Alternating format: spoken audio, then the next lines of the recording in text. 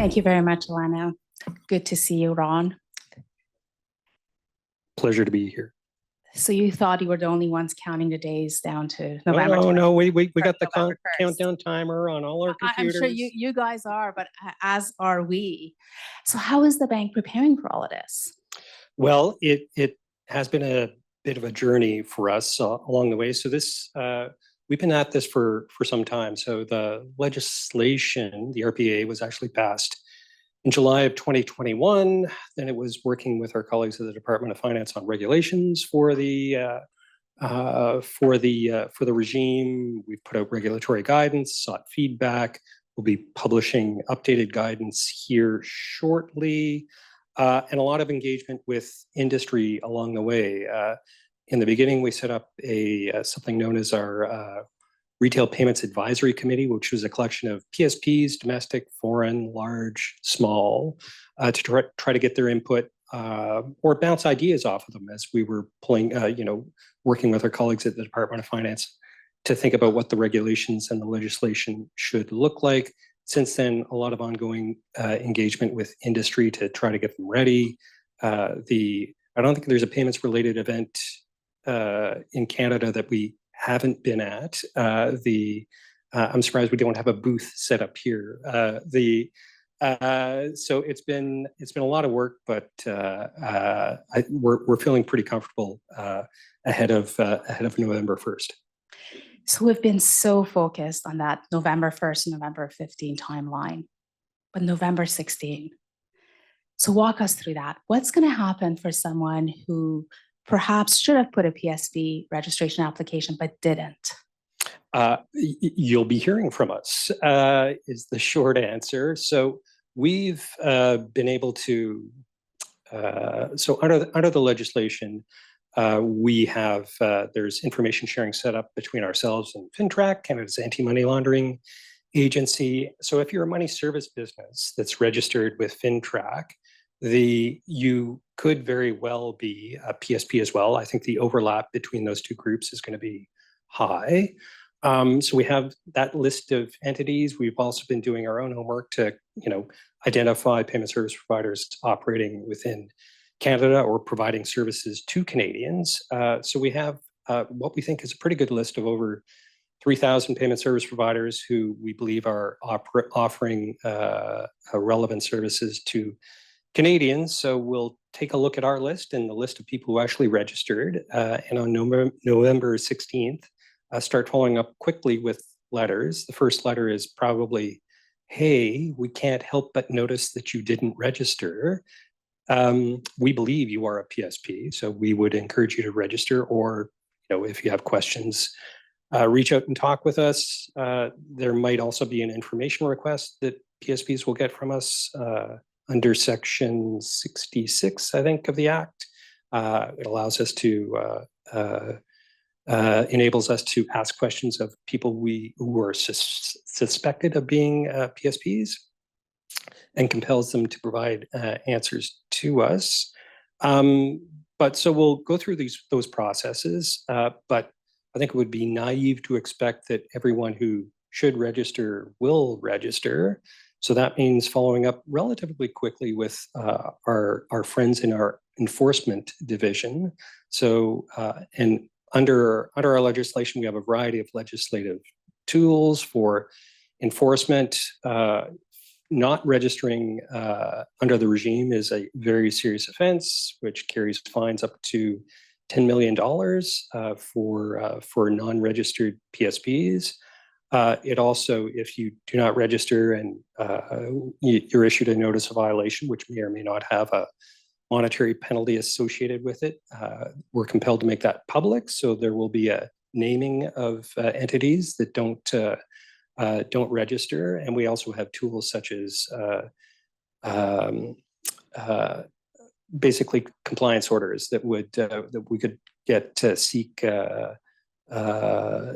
enforcement on from the courts to ask or to seek non-registered PSPs to cease and desist their payments-related businesses. So for the ones who did not register, for they may not have realized perhaps they were subject to it, would it straight go to enforcement, or is it initially just having those letters? I think initially it's the letter, right? But you're going to get at most 2 letters from us before the good folks from enforcement are knocking on your door. The whole integrity of the regime relies on PSPs actually registering with us. So we'll be moving quickly to ensure that people who are offering these services to Canadians are registered with the bank.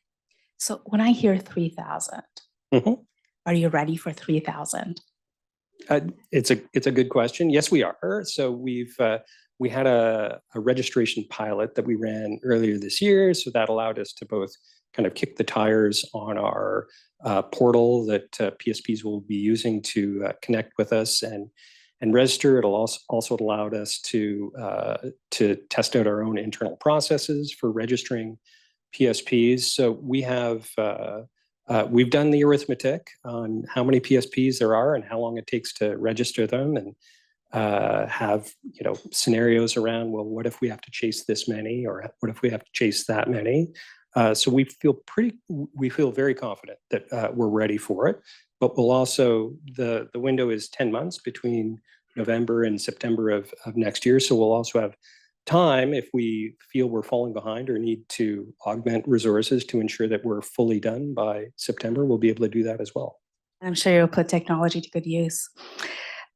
So November 16, for the folks who should be registering, have submitted an application, and their application is complete, what should they expect? So for those who do register, so you'll create an account on our portal. You'll send your information in. One of the things we found through the pilot is occasionally, sometimes, believe it or not, people don't fully follow the instructions of the registration process. So there's some incomplete information. So you'll be able to track your application through the portal.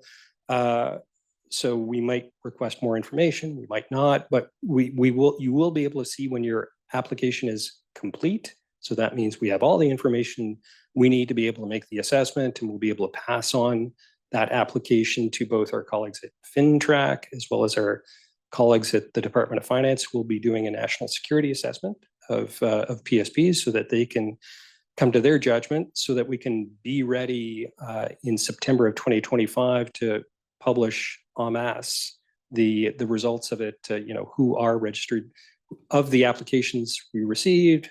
What are the accepted registered applications? What are the ones that were refused? So potentially, if your application is complete from the get-go, you will hear nothing till the publication? You'll hear nothing about your registration process. I mean, you'll be able to, if you have questions along the way, you'll certainly be able to reach out to us. But I think our outward public communication is going to pivot from, a lot of our focus has been on getting people ready for registration. It'll pivot to, okay, well, what about when supervision goes live, when we actually start supervising PSPs for the two core elements, other core elements of the regime, which is ensuring that end user funds are safeguarded and having measures in place to manage operational risk. Our communication will be pivoting towards talking more publicly about our supervisory expectations and how that's going to work and what supervision will look like when it goes live in September of 2025. And you've been publishing quite a few use cases, which we have been totally devouring. How have you been selecting them? How do you develop them? So as we were putting the regime together, one of the things we quickly came to a view on is that we ourselves need to be, certain and internally consistent on, who is a PSP and who isn't, who meets the criteria laid under the Act, who isn't. So the use cases that the registration cases that we put out, we've done it through a number of, there have been a number of motivations. Some of them have been what we think are the relatively black and white cases to help people get their sense around what the Act's all about and how it works, and some of the simple cases around if you're just simply a merchant selling goods and services on your website, you're not, while you might be offering services that are potentially in scope of the act, that you're doing it in a way that is ancillary to your own business, and you wouldn't be captured by the act. So trying to lay that out clearly. We've also tried to we've gotten a lot of questions along the way over the past 6 months or so around, what about this case, right? Would a business like this be subject to the act? So we've tried to take many of the ones that where we said like, I'm not sure. Let us go back and think about that to provide that guidance.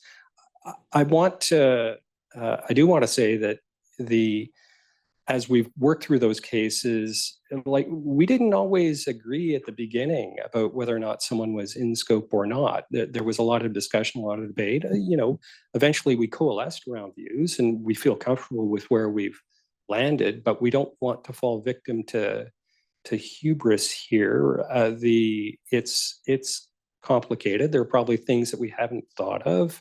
And we recognize it up front, and we're happy to, we know our views will probably evolve, but the use cases we've set up are, we're just trying to make it as easy as possible for folks to determine whether or not they're in scope or not.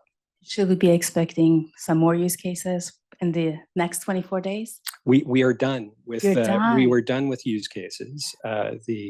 So no more coming on that front. What will be forthcoming soon is going to be our work on updating our guidance on operational risk and user fund safeguarding, reflecting the comments we received earlier this year. So this one would be the final one? Yes. Oh, good to know. And so Bank of Canada being a brand new regulator, what can we expect in terms of the culture and approach of the bank as a regulator? So I think we're going to, like any other regulator, we're aiming for firm but fair in terms of our approach to being a regulator. So the fair part reflects the fact that some of this regime will be very new to PSPs. Some PSPs have no experience being regulated by someone.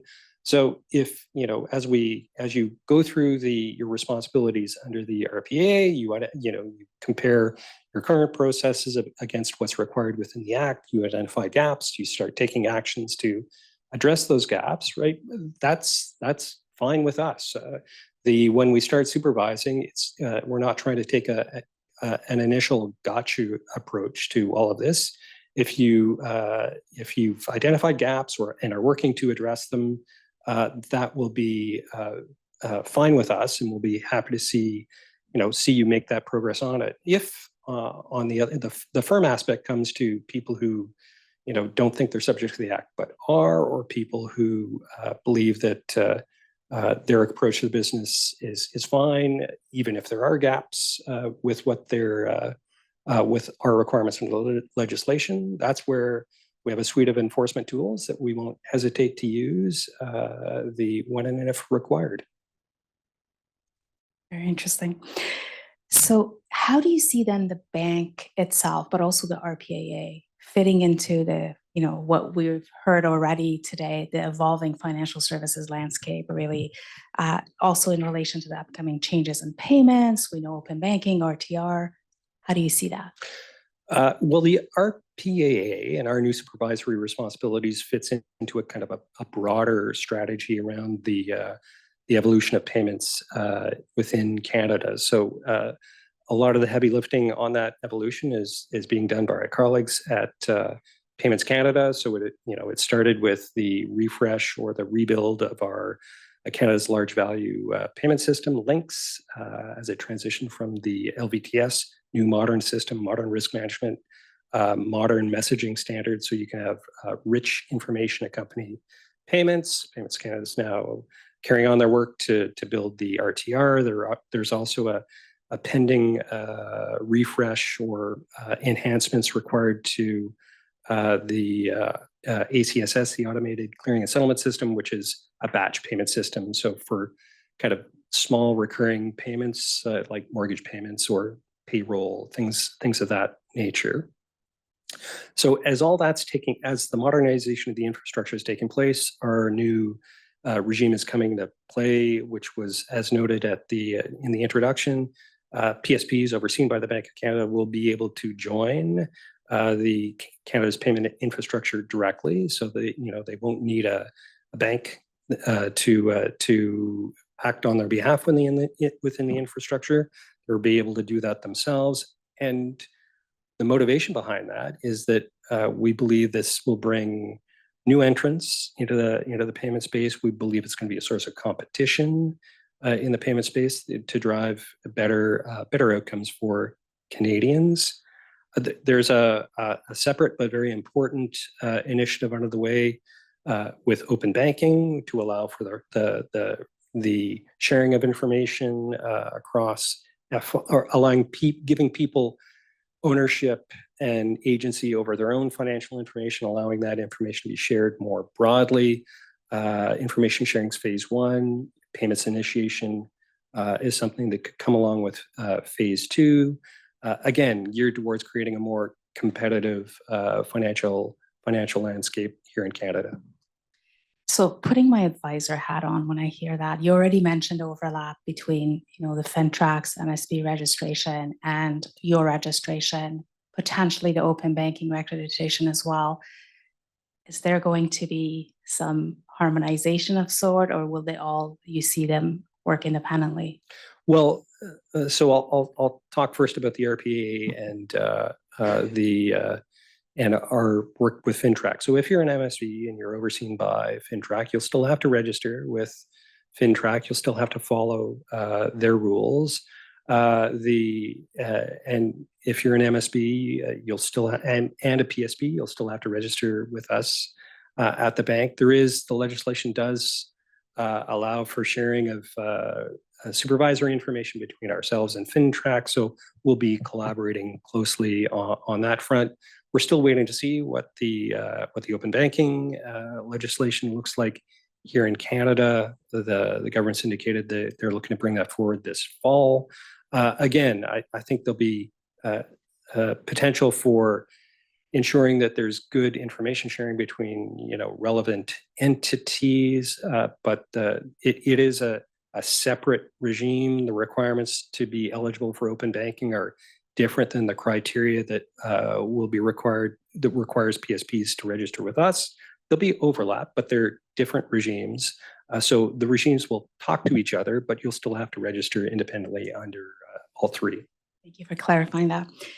So before we switch to our next topic, do you have any last message on the RPAA beyond register, register, register? No, I think that's pretty much the key message at this point. We're looking forward to it. As I said, if you don't register, we'll find you. We know who you are. November 16th. November 16th. We'll give the team a little bit of time. So maybe the 17th is when the letters will go out. But we're going to follow up quickly, and we're equally focused on getting ready for the second half of the go live, which is getting ready for supervision. So now shifting gears to CBDC. Bank's recent announcement that the bank is scaling down its work in respect of the retail central bank digital currency and shifting its focus for broader payment system research and policy development. So what does scaling down mean? And, we read with great interest last summer your published paper that suggested that CBDC was likely necessary. And so there's been some change in approach there. Would love to hear more about that, as well as what exactly does broader payment system research and policy development entail? Sure. We've been working on digital currency for years now. If we go back in time, focus on central banks thinking about digital currencies really started. If you have to go back to a few years ago to Facebook's announcement around Libra and subsequently Diem, which led to, I think, honestly, was a little bit of a freak out for central banks globally. as monetary sovereignty is a big deal. Having control over the currency used within the borders of your country is a big deal, and it led to a lot of thinking on that front. So we recognized that we needed to be ready in the event that a digital currency was required in Canada. So that gave rise to a large work program, and we learned a ton through that work program, right? How to design a CBDC, you know, what's the distribution model? Does the Bank of Canada distribute it directly? Do we work through FIs to distribute a CBDC? What are the use cases for it? How can a CBDC be used to address broader issues around improving inclusivity within the financial system, the online and offline? How can you create not everyone has a smartphone. Hard to believe, but it's true. Canada is a big country. There are parts of the country where access to the internet, such as in the far north, is a bit of a challenge. We're the Bank of Canada. We make currency for all Canadians. So how do we design something that works broadly for everyone? So that work was a big success. We've learned a lot. We're, I think, much better positioned to be able to issue a CBDC in the event that that's a job that's asked for us. But quite frankly, today, Canadians are very well served by the payment options they have. The part of our outreach, or part of the design around CBDC, was a lot of public outreach, the focus groups, talking to them about CBDC. And so when we did our public outreach work, there were two broad groups of people that when we talked about CBDC, there was a small group who were very dead set against the idea of a CBDC. They saw it as, government intrusion, the potential, government dictating how they could spend their money or how they couldn't. And they were very anti-CBDC. There's a much larger group of Canadians who once you explain to them what a CBDC is and how it might work, I would characterize their reaction as a generally like, okay, that sounds interesting, right? I could see how that might be useful for some people, but not for me, right? That's not something I'd use. And by the way, how do I get points if I use this CBDC? So got a new business model there. So not a lot of interest there. And quite frankly, I don't think there's a particularly compelling public policy case for a CBDC right now. There could be in the future. So as a jurisdiction, we've decided to kind of pivot our work away from a retail CBDC to look at broader issues in the world of payments. So this comes down to things like wholesale CBDC, tokenized bank deposits, tokenization more broadly of securities. How do we think the Canadian financial system, can and should evolve, and what are the risks that go along with that, and what kind of public policy advice would we have along the way? So that's where our focus is shifting now. Fascinating. I feel like we can be talking for hours here. Always a pleasure. Thank you very much, Ron. Thank you very much, Parna. A pleasure.